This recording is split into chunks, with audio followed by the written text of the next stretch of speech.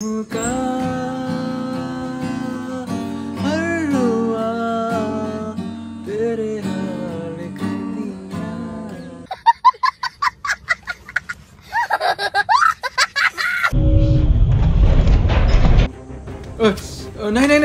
हेर न लोडिङ चरा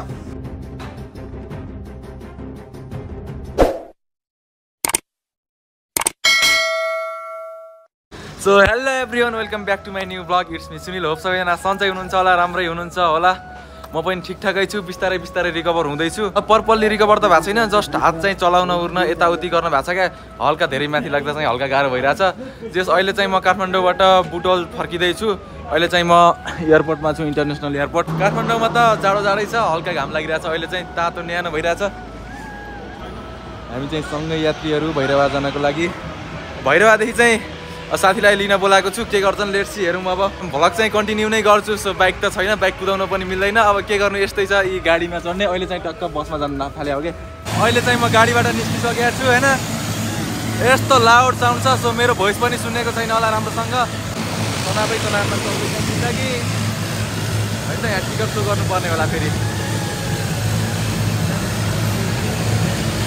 अल्ट्रा लाउड मेरो भोइस पनि राम्रोसँग सुनेको छैन होला हामी चाहिँ डोमेस्टिक यता माथिबाट हुन्छ अनि इन्टरनेसनल चाहिँ उता तलबाट हुन्छ क्या इन्टरनेसनल फ्लाइटहरू सो बाहिरबाट हेर्दा मात्रै प्लेन जस्तो देखिन्छ भित्र आउँदा ठ्याक्कै लोकल बस जस्तो छ क्या नेपालको एयरलाइन्स त के गर्नु गाह्रो छ होइन त दाइ लोकल बस जस्तो छैन त मान्छेको जीवनमा यो मन त ब्यागहरू यतातिर साइड लगाइदिउँ माथितिर हातै चाहिँ राम्रोसँग काम गर्नु हुँदैन क्या अझै पनि वान ह्यान्ड हो म वान ह्यान्ड सिट चाहिँ यही हो finally we are safely landed in हट सिटी भइरह हट त हट लास्टै हट छ यारमा काठमाडौँमा त जाडो थियो यार 2-3वटा ज्याकेट लगाएको छु भित्रबाट पनि 2-3वटा टी सर्टहरू लगाएर आइरह यहाँ त औडा गर्मी छ भने यार बुटोल हो नि बुटोल हट सिटी भइरह त्यसै नाम दिए हो त अनि सो भाइलाई चाहिँ बोलाएको थिएँ क्या मैले लिनको लागि भाइ चाहिँ अघि नैबाट आएर वेटिङ गरिरहेछन् मेरो सामान फेरि कति बेला आउने हो अहिले चाहिँ म लगेजको वेटिङमा छु सामान चाहिँ आउन टाइम लाग्छ कि एकछिन 5-10 मिनट सबैजनाले सामानको वेट गरिरहेको हो एउटा चाहिँ सामान चाहिँ लिएर जानु पऱ्यो नि होइन गुर्काउन सजिलो छ जे त्यस्तो गाह्रो छैन बाहिर गर्मी त ओ माई गड हैट भाइ चाहिँ कहाँ हो गर्मी हेर्नु न गर्मी काठमाडौँमा चिसो खाएर आएको यार एक हप्तासम्म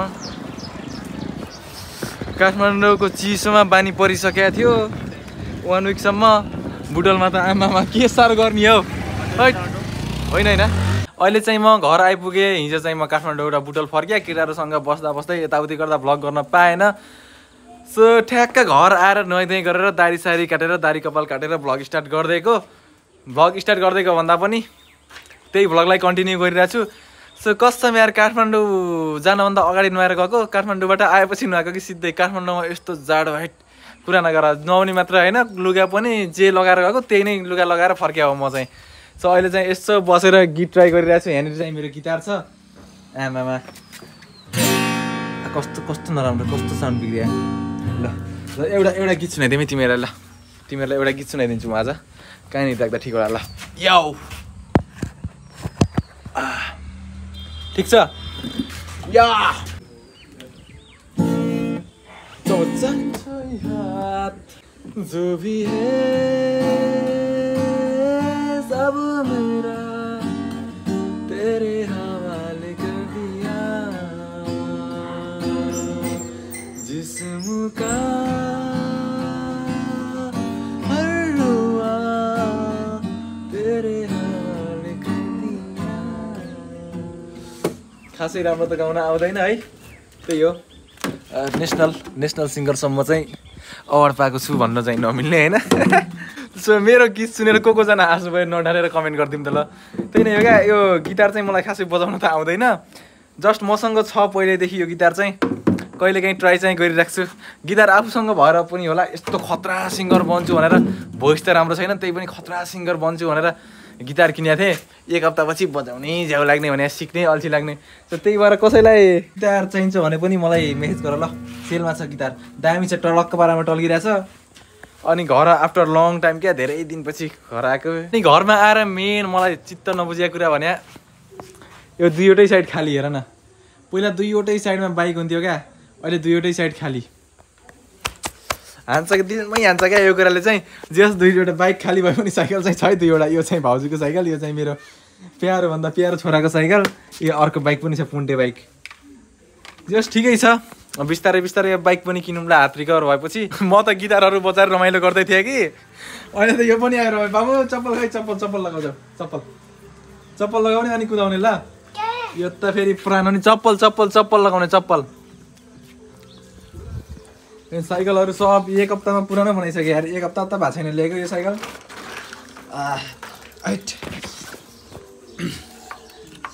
ब्रेकहरू पनि ठिकै छ। यताको चाहिँ ब्रेक नलाग्दो रहेछ क्या, बिगारिसकेछ यताको ब्रेक चाहिँ। चप्पल लगाइस् औ त्यो भिडियो बनाऊ ल।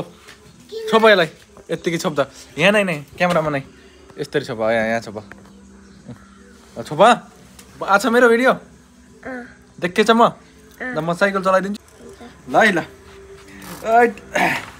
ल भाँचिन्छ क्या हो, मलाई नमिल्ने रहेछ, उठेर चलाउनु पर्ने रहेछ यता। यहाँ बसेर चलाउँछु ल, हुन्छ?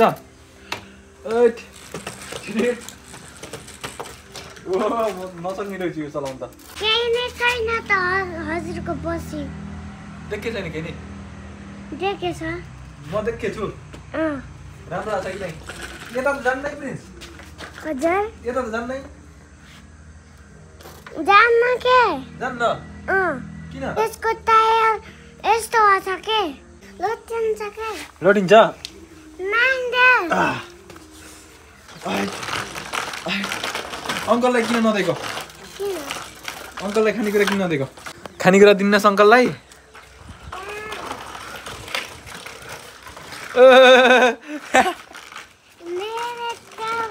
कस्तो मजाले चलाउँछ क्या। एक हप्तामै सिक्यो भने यार साइकल चलाउन। हेर्न कस्तो मजाले कुदाउँछ।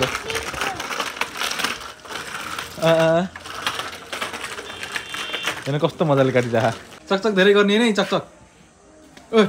नै हेर्न लोडिन्छ र। चकचक गर्छस्? चकचक गर्छस्? जी होस् केटा, पढाइ लेखाइमा नि अब्बल छ होइन? के हुन्छस् रे त? पढेर के हुन्छस् रे? इक्जाममा के हुने रे? इक्जाममा के हुन्छस् रे? फर्स्ट सेकेन्ड के हुन्छस् रे इक्जाममा? पहिला के भएको रे? पहिला त फर्स्ट भएको हो र? चकचक मात्रै गर्ने हो, फेरि ट्यालेन्ट छ पढ्न त। त्यही नै यो आजको भ्लग चाहिँ धेरै लामो भएन क्या रे। सो काठमाडौँबाट आएँ, थकाइ पनि लागिरहेको थियो क्या, त्यही भएर हिजो भ्लग पनि गरेन। प्रिन्स आजको भ्लग यतैतिर इन गरिदिउँ है, हुन्छ? बाई बाई गर्दैन? बाई बाई गर्दै, बाई बाई सबै, बाई बाई गर्दै। By by. अर्को भ्लगमा भेट्ने अब भन।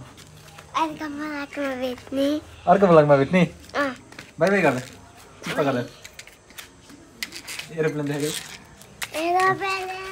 सो त्यही नै हो क्या रे। अब आजको भ्लग चाहिँ यतैतिर इन गरिदिउँ। सो नेक्स्ट भ्लग लिएर छिटै आउँछु, बाइक पनि कमिङ सुन, छिटै नै हुन्छ है। त्यही नै। ओइ लडिन्छ नि फेरि।